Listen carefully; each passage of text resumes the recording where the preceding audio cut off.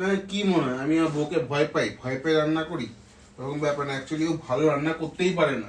এবার দেখুন, ওরা রান্না করবে, রান্নাটা খারাপ হবে, আমি খেতে বসবো, আমার মুড খারাপ হবে, তার সাথে সাথে খাবারগুলোও নষ্ট হবে। যেন নিজের খাবার নিজে বানিয়ে নি, ওর জন্যও বানিয়ে দিই।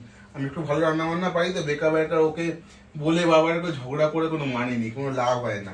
ও কাজ শেখার কমবেন না, কোনো কামবে না, আকামের ঢেকি। তো ওর থেকে বেটার বসে থাক। বাবু হ্যাঁ বানিয়ে নিয়েছো খাবার? হ্যাঁ হয়ে গেছে, এই তো 2 মিনিট নিয়ে আসছি।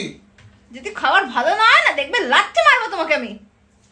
তো পা ভেঙে দেবো। বানাচ্ছি বললাম তো, নিয়ে আসছি, যাও। আমি আসবো, ওঠে আসবো? না না, তোমার আসতে হবে না, তোমার আসতে হবে না। আসলে পরেই খাবার নষ্ট হয়ে যাবে। তোমার আসতে হবে না, তুমি রেস্ট করো। এই 5 মিনিটে নিয়ে আসছি, বসো, যাও। আমার কিন্তু বজ্রে খিদে পেয়েছে, না যদি ঠিকঠাক রান্না না মাথা ফাটিয়ে দেবো। ঠিক আছে ঠিক আছে, নিজের মাথা পরে ফাটাবে, আমি নিয়ে আসছি, খেয়ে দিয়ে তারপরে বলো। বানিয়ে নিয়ে, নাহলে কিন্তু প্রবলেম হয়ে যায়। চলো বাই, টাটা, টেক কেয়ার।